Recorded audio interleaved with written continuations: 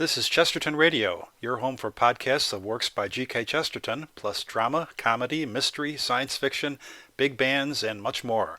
The soundtrack to your Chesterton day at chestertonradio.com.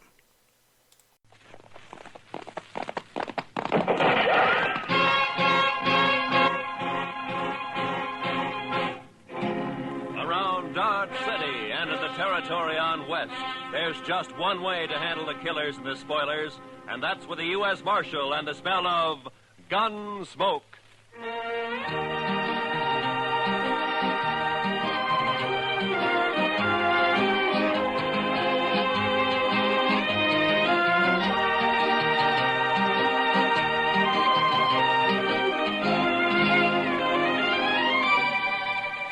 Gunsmoke, starring William Conrad.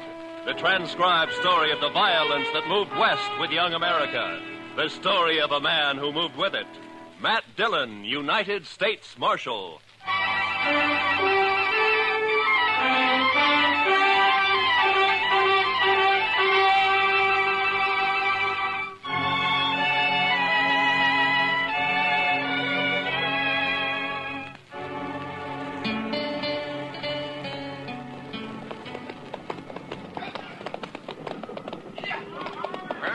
River, Mr. Jackson. Dry as a bone. Our last hope of water for the herd. Not quite, Pecos. Cottonwood Pond is just over the rise ahead of us. Well, it may be dry, too. Bet they haven't had a rain on the prairie for 6 months. It won't be dry. I've been bringing cattle up here to Dodge City for 12 years. Drought or no drought, the pond's always had water. It better have. We're losing 15 head an hour now. We can't push them much further. There'll be water.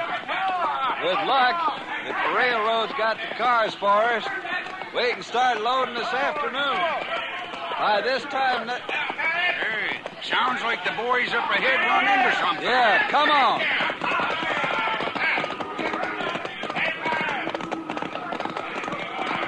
There's a pond, Pecos.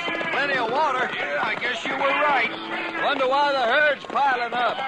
They ought to be stampeding for that pond. You think you have to... Hold up, Pecos. A barbed wire fence. Somebody's fenced off the pond. Mr. Jackson, it looks like we've got a fight on our hands.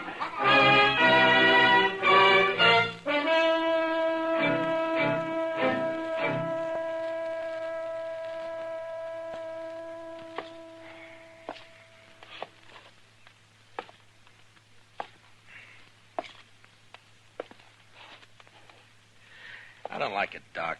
It's too quiet. When things get too quiet in Dodge, it always means a blow-up's coming. Just sit down, Matt. You're just getting yourself a case of nerves. You've been a law officer too long. Shot at too many times.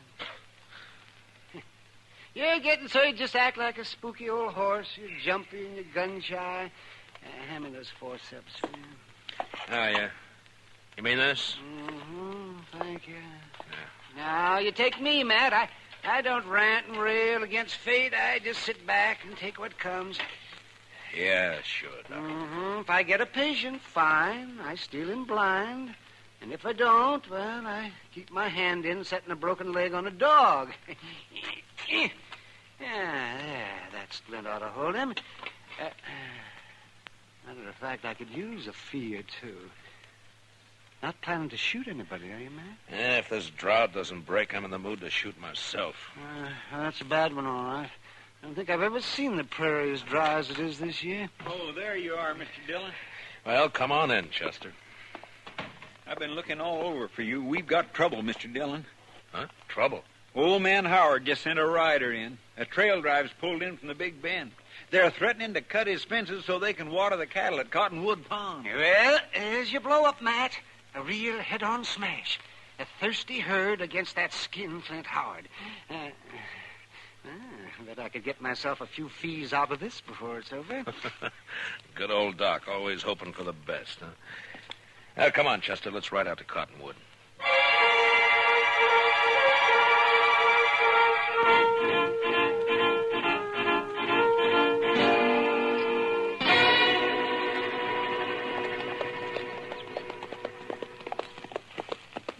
Howard had no call to fence that pond, Mr. Dillon. There's enough water there for all the trail herds in the next 10 years. That's on his ranch, Chester. He's got a right to fence his own range. Got a right, maybe, but no decent rancher would take advantage of it. Howard's mean. Just downright mean. I think it's more than that, Chester. It's the old business of making $2 grow where $1 grew before. I think Howard figured on something like this when he strung that fence last month, but the trouble is that we... Look yonder, Mr. Dillon. Huh? Must be 50 or 60 riders facing each other across that fence. Yeah. Looks like a couple of armies. Well, that wouldn't be the first range war that started over water rights. Come on.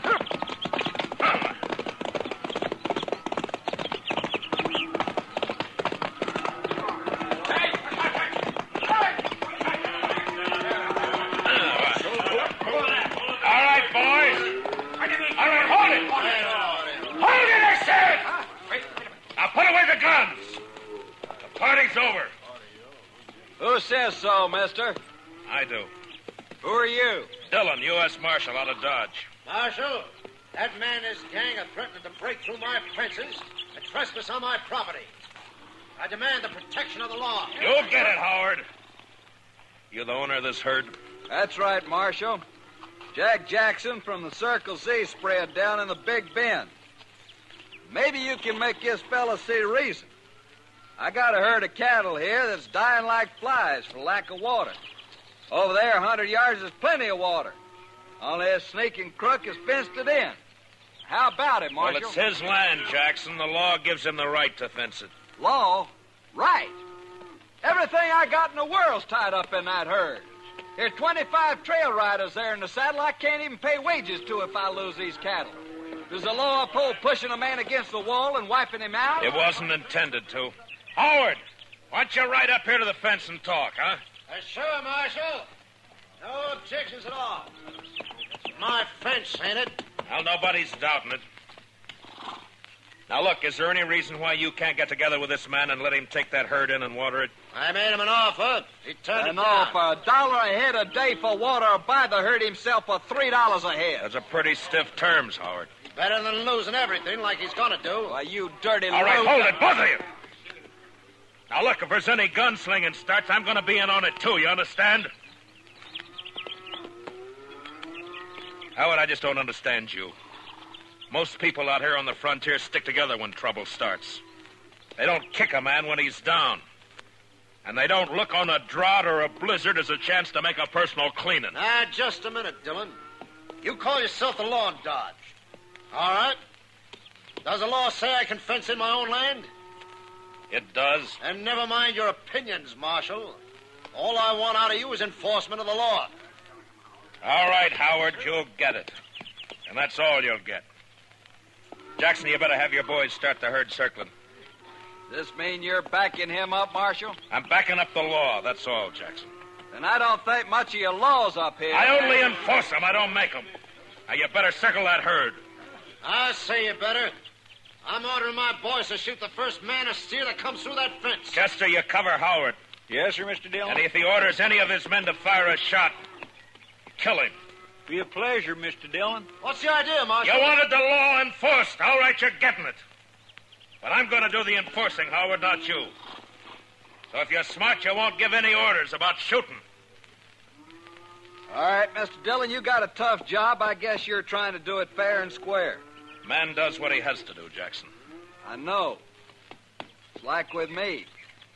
If that herd of mine beds down without water, most of them won't get off the ground in the morning. So law or no law, we're going through that fence tonight.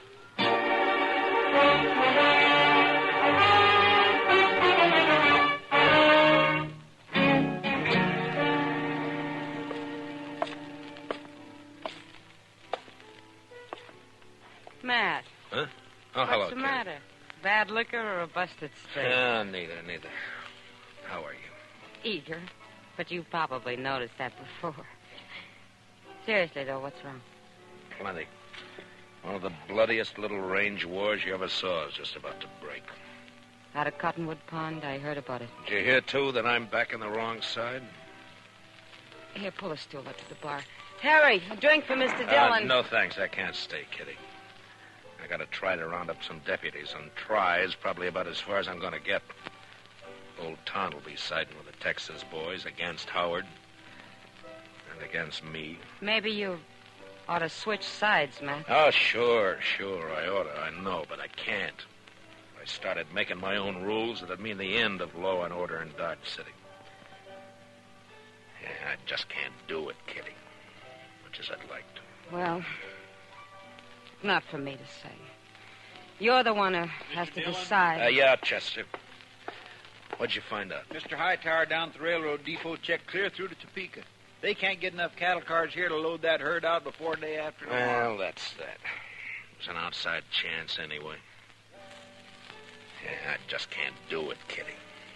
Much as I'd like to. Well, not for me to say.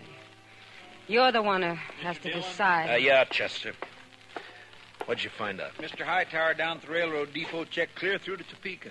They can't get enough cattle cars here to load that herd out before day after tomorrow. Well, that's that. It's an outside chance anyway. I thought we might load them up fast, Kitty, and run them up to Walnut Creek. It's still got a little water in it. But Matt, there's something wrong with a law that upholds a low-down scheme like this. Well, what Howard's doing is wrong morally, but it's right legally. I gotta find a legal way to stop him. I'll bet a lawyer could find a way of some kind. Too bad this town doesn't have one. Oh, heaven forbid. Just the same, Matt, Dillon? Yeah, what is it? My name's Fenton. I'm range boss. Yeah, I know. You work for Dyke Howard. Well, what's on your mind? Well, Mr. Howard figures you ought to be arranging to protect his property. Jackson gave me his word he'd lay off until 9 tonight. His word, sure. But Mr. Howard figures it'd be a good idea if you deputize his riders. Fenton, get out. Wait a second, Marshal. Go on, get out. When I want Howard's advice, I'll ask for it. Now go tell him that. Well, yeah, but... Go on. Get out. Move.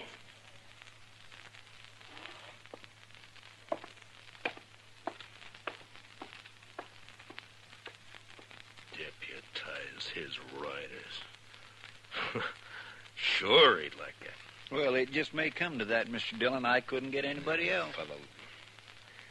You know, I ought to throw this badge away and go out there and help Jackson cut that fence. Matt, I still think what you ought to do... I know. I ought to get a lawyer. Well, Kitty, the only lawyer Dodge City ever saw was that young fellow from Boston who died here last year on his way... Hey, what is it, Matt? Chester, what happened to those books of his? Well, nobody never claimed them. They're still in the back of the jail there somewhere. That's a long shot, but... Kitty, I love you. Matt. Come on, Chester, let's find those books. I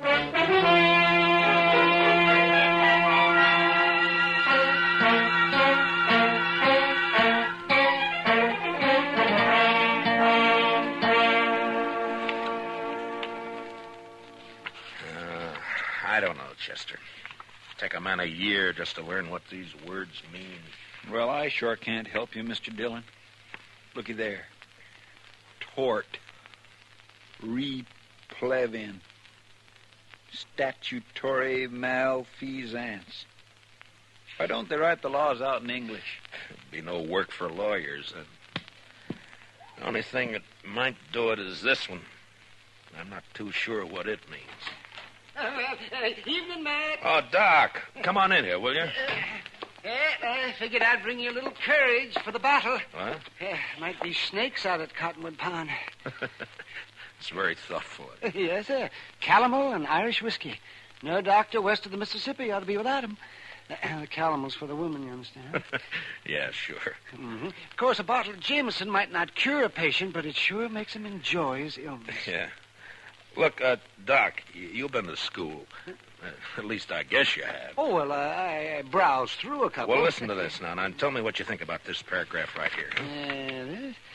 Well, let me see. A schedule of territorial ordinances and judicial precedents. Handbook for local administrators. Well, I didn't go to law school, man. No, but you've read books, and you know big words. Now listen to this. The local administrator or other duly constituted authority in a territorial division is hereby empowered to declare a state of acute emergency in case of riot, rebellion, or any natural catastrophe which threatens the general welfare. Now, Doc, would you say I'm a duly constituted authority, huh? Well, Dodge City, I guess you're about the only authority. Yeah. Now, would you say this drought we're having is a threat to the general welfare? Well, I've never seen a worse one, but... All right, now listen to this. Yeah?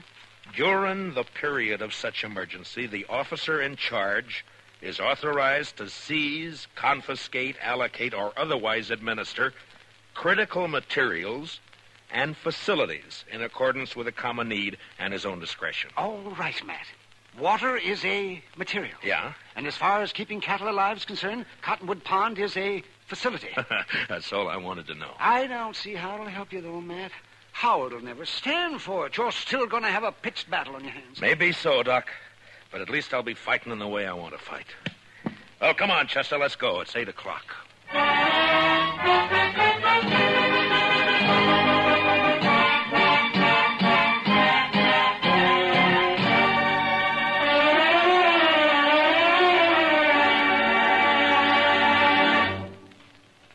We will return for the second act of Gunsmoke in just a moment. But first, you personally can help to make sure America has an impregnable fence against invaders along all its borders by volunteering as a ground observer to watch the skies for unidentified planes.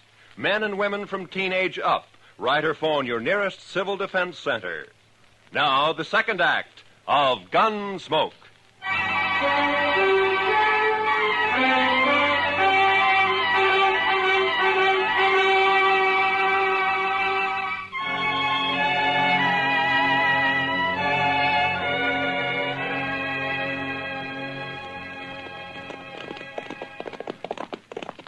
It's dark now. Must be pushing 9 o'clock. Hope they don't jump the gun on us, Chester. I figure Jackson will stick by his word, Mr. Dillon. If Howard lets him. You know, we might get a break in this drought if that storm comes this way. No, I'd say it's only heat lightning. All thunder, no rain. Well, if it goes on a few more weeks, this prairie will be dried right down to the nubbin. All right, hold it. Pull up them horses. He's right there by the fence, Mr. Dillon. Yeah, I see it. Who's there? Well, speak up. I usually answer bushwhackers with a 6-gun. This is your lucky night, Fenton. Oh, Marshal, I didn't know. Where's your boss? All right here, Dillon. About time you got here. That mob may try to rush the fence any minute now. Not yet, Howard. I said 9 o'clock. You got 5 minutes yet. Come on over here, Jackson. I want you to hear this, too. I kind of wish you'd stayed out of it, Marshal. I'd rather not have fought against you. Never mind. Mr. Howard, by the authority vested in me as a U.S. Marshal, and under the territorial laws and ordinances of the United States, I'm hereby declaring a state of acute emergency due to the drought. What are you talking about, Dillon? The U.S. Territorial Ordinance Schedule of 1858, Section 721C. What are you trying to say? Just this. For the duration of the emergency, I am taking charge of Cottonwood Pond in the name of the United States government. And I'm allocating use of it to Mr. Jackson here to water his herd. Now, if you want to try to make a deal with him, you got 5 minutes before I cut the wire and open the fence. I've never bought water before, but I'll give you 10 cents a head, Howard. How about it? I'll see you dead first. And I'll be struck dead myself before I see one head of your stock onto my property.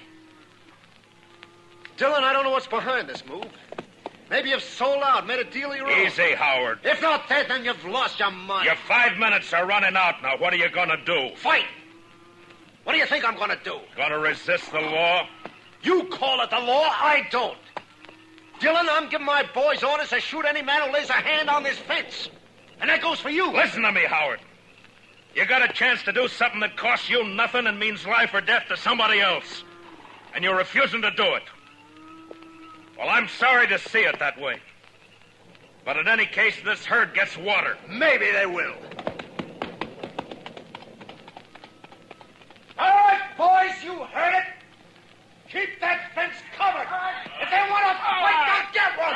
Jackson, I guess I'm going to need some deputies. Well, I got 25 men here, Marshal. They're yours if you want them.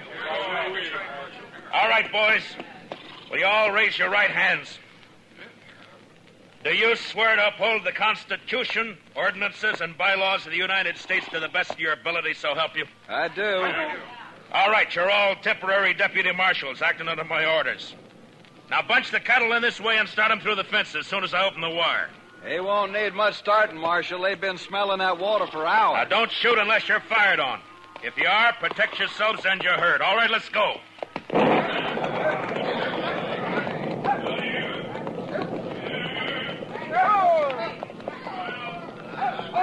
Pickers! Keep those flankers closing them in toward the opening here. If they crowd on that fence, they'll cut themselves to ribbons. Right, boss. Over this way. Chester, come here, man. Yes, sir. You got the wire cutters? Here you are, Mr. Dillon. You know, I think we got a fight on our hands. Yeah, I guess. All right, keep me covered. I'll watch the left over here. All right, Mr. Jackson. Well, there's one strand. They're cutting the French, Mr. Howard. All right, fire at the flash, Chester. Yes, sir. Oh, my gracious, I wish there was a moon. There's one more strand. I spotted him. And here's the last one. Now. All right, boys, the fence is open. Bring them through. Come on through, boys. Come on.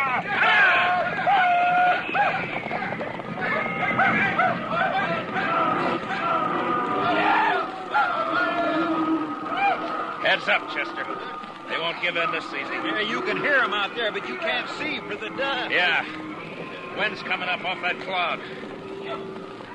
Well, come on. Let's try to find Howard. I'm going to take him in for attempted murder. Last time I heard him, he was down along the fence here, Summers. All right, boys. Fire the grass. What the? Look. Look at them torches, Mr. Dillon. They're setting fire in the grass. Yeah. As dry as it is, they'll start the whole prairie blazing. Jackson! Get your herd through the fence. They're trying to stampede it. It'll take more than fire to turn those cattle away from water. I guess you're right. Look, send as many of your boys as you can to help me. We got to get that fire stopped and fast.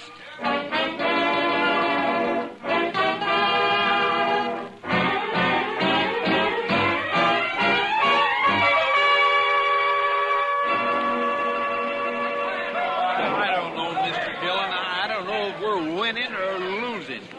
Well, if that backfire holds it, we're winning, Chester.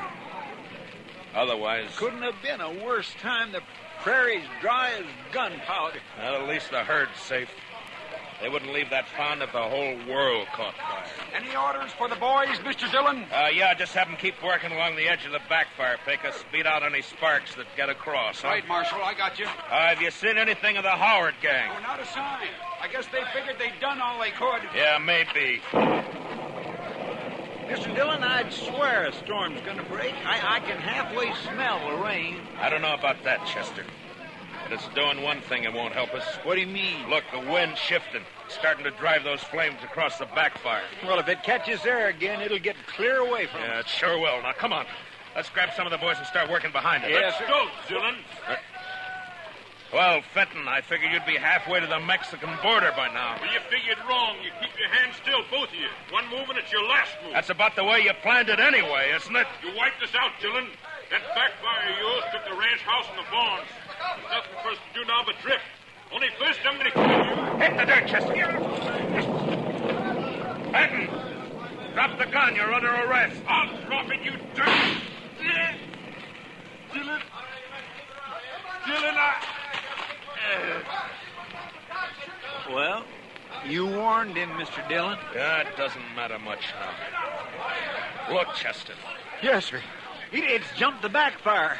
With that wind driving it, it'll burn the whole prairie from here clear to the river. And Dodge City along with it. Not a way in the world of stopping it either. There's the shot, Marshal. You all right? I'm sick at my stomach, that's all. Dodge City's gonna burn, Jackson, and there's nothing we can do. I sure didn't figure on this. I let him have the herd, gladly. No, it's my fault. I should have jumped him first. A man does what he has to, Marshal. I don't think that's your way. Well, maybe my way's the wrong way. When it leads to burning 10,000 acres of prairie in a whole town, there must be something Wait, wrong. Mr. Dillon. What is it, Chester? I told you I could smell it. Smell what? What the devil? Rain. Yes, sir. Why, By heavens, it's starting to rain. By heaven may be the right expression. Well, I don't know about that, but I know it's the only thing that can save Dodge. Well, come on, rain! Faster! Cut loose and rain, will you? Yes, they're doing it, Mr. Dillon. Look at it. Beating down on that fire. Rain.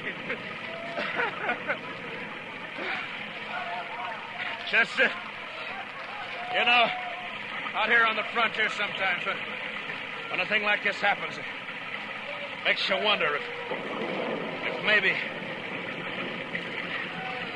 Well, I don't know. Come on, Chester, let's find our horses.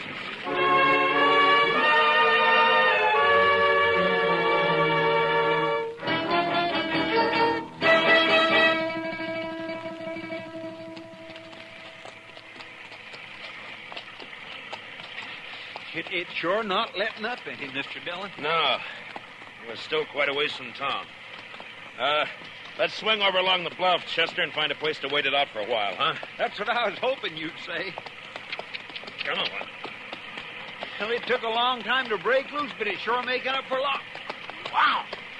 I never saw lightning this big before. Usually lets up once the rain starts. I guess it's just a freak storm anyway. What? Off your horse, Chester. Flat on the ground. Now.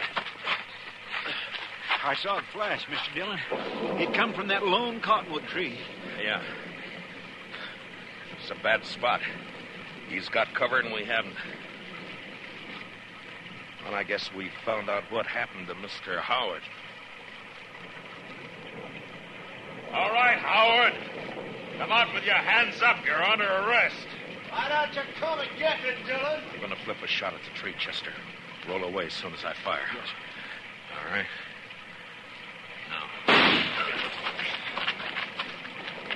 Smart, Dillon. But not smart enough. That was close. There's enough light for him to see. He's got all the odds. If he keeps it up, he'll get us sure. Maybe we might just well rush him, Mr. Dillon. We haven't got much to lose. It's an outside chance, Chester.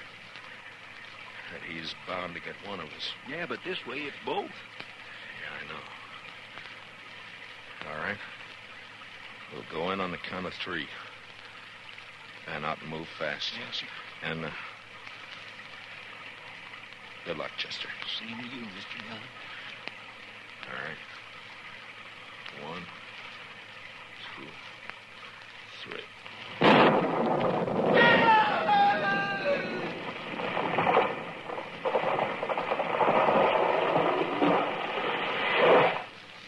Mr. Dillon, what happened? It was lightning. It struck the tree. I think Howard's lying over there on the ground. Come on.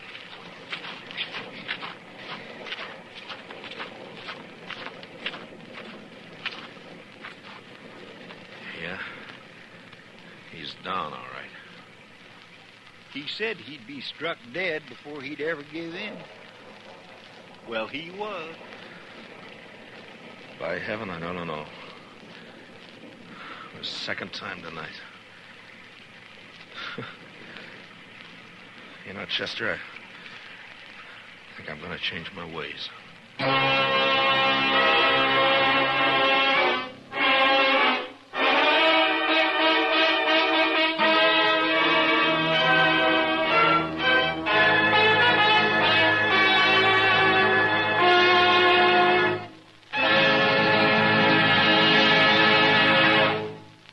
Gunsmoke, transcribed under the direction of Norman Macdonnell, stars William Conrad as Matt Dillon, U.S. Marshal. Tonight's story was specially written for Gunsmoke by Les Crutchfield, with music composed and conducted by Rex Corey.